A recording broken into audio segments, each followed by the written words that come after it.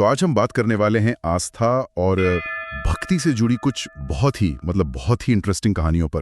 हाँ। हमारे पास जो सोर्सेज हैं वे मुख्य रूप से मार्गशीर्ष के पवित्र महीने पर फोकस करते हैं और इनमें कुछ ऐसी कथाएं हैं जो भक्ति को देखने का हमारा नजरिया शायद बदल सकती हैं। बिल्कुल। तो चलो देखते हैं कि इन कहानियों और भजनों में असल में छिपा क्या है। हमारी कोशिश ये समझने की है कि आस्था और ईश्वर की कृपा के बारे में क्या अलग अलग संदेश दिए जा रहे हैं। और यहाँ जो बात सबसे दिलचस्प है वो ये है कि ये सोर्स हमें भक्ति के दो बिल्कुल अलग रास्ते दिखाते हैं। दो रास्ते? हाँ, एक रास्ता है रिचुअल्स का, नियमों का, व्रत और अनुशासन का, और दूसरा रास्ता है ईश्वर के साथ एक बेहद गहरे पर्सनल कनेक्शन का, जहाँ कोई नियम नहीं, सिर्फ एक रिश्ता है। अच्छा। और ये दोनों रास्ते कभी-कभी एक दूसरे से टकराते भी हैं और कभी एक दूसरे को पूरा भी करते हैं। ओके, तो चलिए अनपैकिंग शुरू करते हैं। पहली कहानी जो है वो सौराष्ट्र के राजा भद्रशहा और उनकी रानी सूरज चंद्रिका की है। जी। कहानी की शुरुआत में तो सब कुछ बढ़िया लगता है, एक समृद्ध राज्य, एक शक्तिशाली राजा रानी। लेकिन फिर एक ट्विस्ट आता है जब देवी लक्ष्मी खुद एक बूढ़ी गरीब ब्राह्मणी का रूप लेकर उनके महल पहुंचती हैं। हाँ। वो असल में रानी को उनका पिछला जन्म याद दिलाने आई थी। कहानी के अनुसार पिछले जन्म में रानी एक गरीब औरत थी और उसने महालक्ष्मी व्रत करके अपनी गरीबी दूर की थी। लेकिन इस जन्म में वो सब भूल चुकी थी। हाँ बिल्कुल, राजसी ठाट भाट में वो सब कुछ भूल चुकी थी। वो अपने धन और सत्ता के नशे में इतनी चूर थी कि उन्होंने उस बूढ़ी महिला का अपमान कर दिया। और यहीं पर कहानी का कोर कॉन्फ्लिक्ट सामने आता है। सही। एक तरफ रानी का अहंकार है जो उस दिव्य शक्ति को पहचान नहीं पाता जो उसके सामने भेष बदल कर खड़ी है, और दूसरी तरफ उनकी बेटी राजकुमारी श्यामबाला है जिसमें विनम्रता है। एकदम। वो न सिर्फ उस बूढ़ी महिला से अपनी माँ की तरफ से माफी मांगती है, बल्कि पूरी श्रद्धा से महालक्ष्मी व्रत की विधि भी सीखती है। ये एक क्लासिक जक्सटेपोजिशन है, अहंकार बनाम विनम्रता। और बस यहीं से कहानी पूरी 180 डिग्री घूम जाती है। हाँ। श्यामबाला उस व्रत को करती है और उसका जीवन सुख समृद्धि से भर जाता है। उसका विवाह भी एक अच्छे राजा के बेटे से होता है। लेकिन दूसरी तरफ रानी और राजा पर देवी का प्रकोप बरसता है। हाँ, उनका राजपाट, उनका कारोबार, सब कुछ एक एक करके खत्म हो जाता है। वो सचमुच अर्श से फर्श पर आ जाते हैं। जी। मुझे कहानी का वो हिस्सा बहुत पावरफुल लगा जब राजा अपनी बेटी से मदद मांगने जाते हैं। हाँ, वो बहुत ही मार्मिक है। बेटी उनका पूरा आदर सत्कार करती है और लौटते समय उन्हें सोने की मोहरों से भरा एक घड़ा कहती है। लेकिन जैसे ही राजा अपने घर की दहलीज पर पहुंचते हैं, वो सारा सोना कोयले में बदल जाता है। हाँ, सच को तो पढ़ते हुए ये थोड़ा ड्रामेटिक लगा। क्या ये सिर्फ एक चमत्कार दिखाने के लिए है? नहीं, ये सिर्फ चमत्कार नहीं है, ये कहानी का सबसे गहरा सिंबॉलिक मोमेंट है। अच्छा। ये सिर्फ सोने का कोयला बनना नहीं है, ये इस बात का प्रतीक है कि हम जिन चीजों को वैल्यू देते हैं, पैसा, स्टेटस, पावर, उनकी असल में अपनी कोई कीमत है ही नहीं। मतलब? उनकी कीमत सिर्फ तब तक है जब तक ईश्वरीय कृपा बनी हुई है। जैसे ही वो कृपा हटी, सोना मिट्टी हो गया। एक तरह से ये आज के हसल कल्चर पर भी एक टिप्पणी है। सही बात है। जहां हम सोचते हैं कि हमारी मेहनत और हमारी संपत्ति ही सब कुछ है।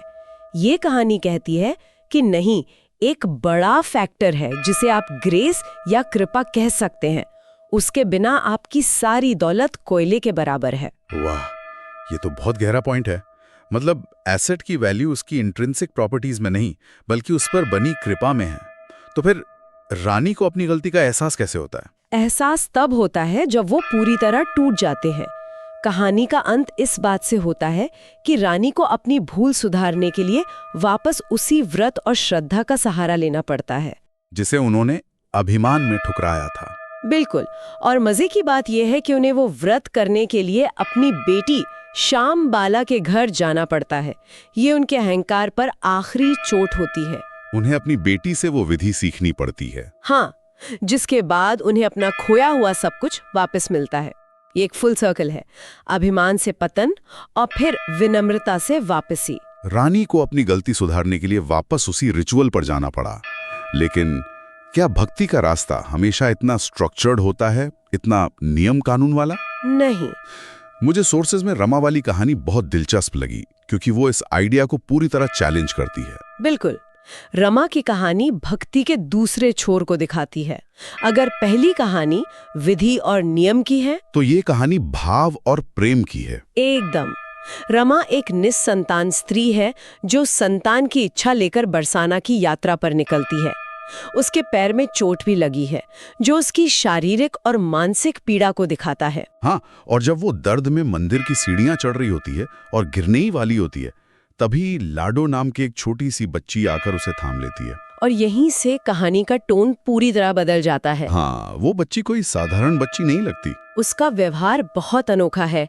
वो एक अजनबी से ऐसे बात करती है जैसे रमा पर उसका पूरा हक हो। वो आते ही पूछती है, मैया मेरे लिए क्या लाई हो? हाँ, और फिर बच्चों की तरह जिद करके नथनी, हार, चूड़ियां, घाघरा चोली जैसी चीजें मांगती है।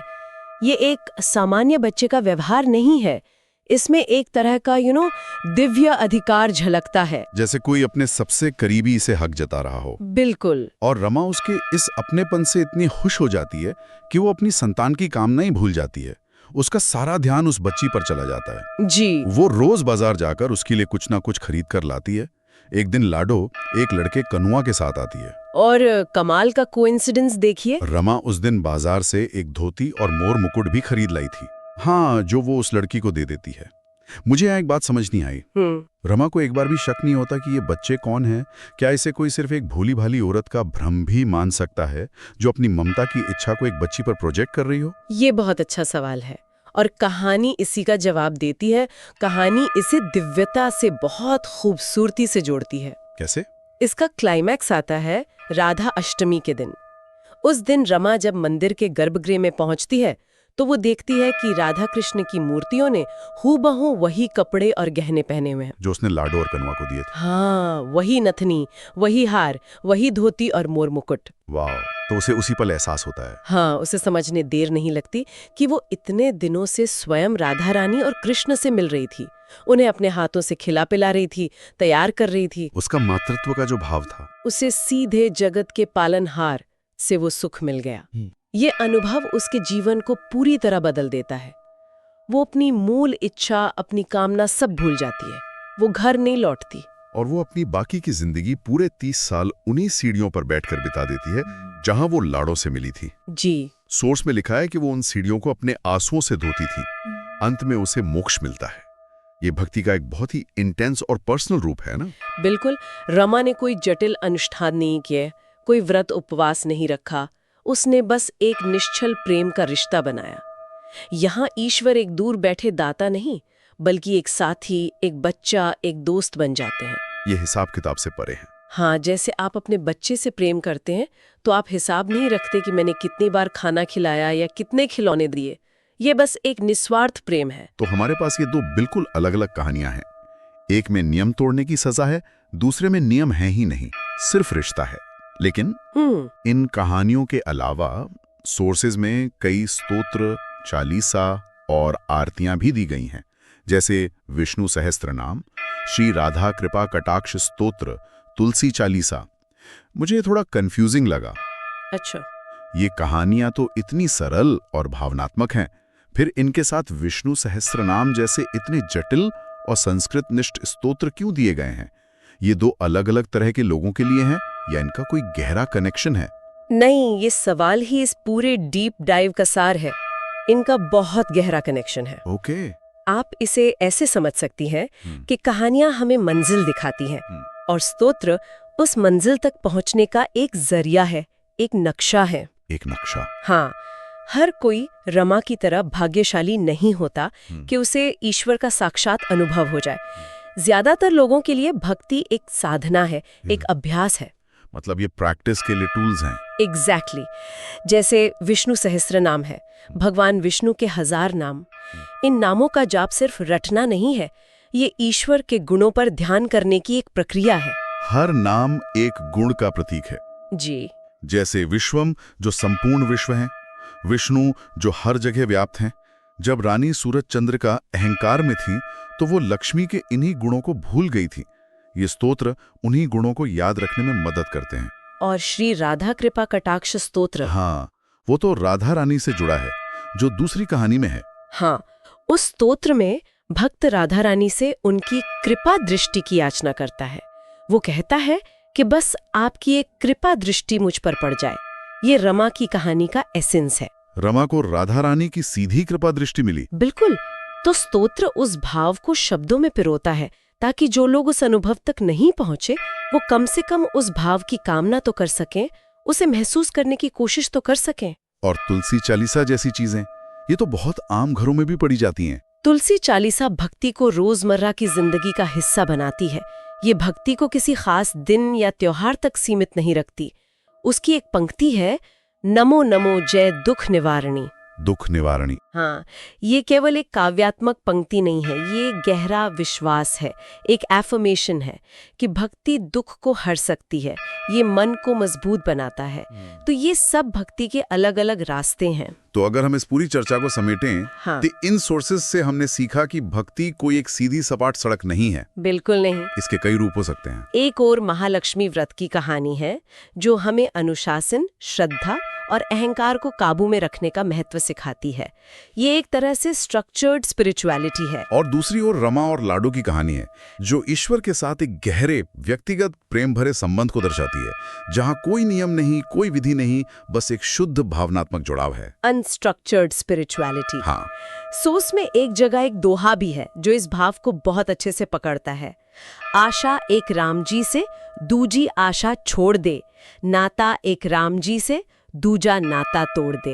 ये लाइन बहुत कुछ कहती है। सच्ची आशा और सच्चा रिश्ता केवल ईश्वर से ही रखना चाहिए। हाँ, और ये दोनों कहानियों पर लागू होती है।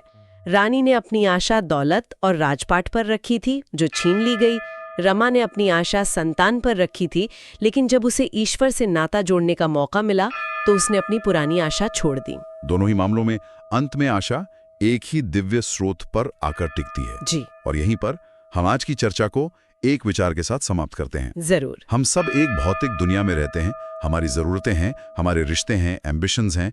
हम हर रोज अनगिनत लोगों और परिस्थितियों पर निर्भर रहते हैं। ऐसे में अपनी सारी उम्मीदें केवल एक दिव्य स्रोत पर रखने का असल में मतलब क्या हो सकता है? क्या इसका मतलब है कि हम दुनिया से मुंह मोड़ लें, या इसका मतलब कुछ और है? ये नजरिया हमारे रोजमर्रा के जीवन की चुनौतियों, हमारी निराशाओं और हमारी खुशियों का सामना करने के तरीके को कैसे बदल सकता है?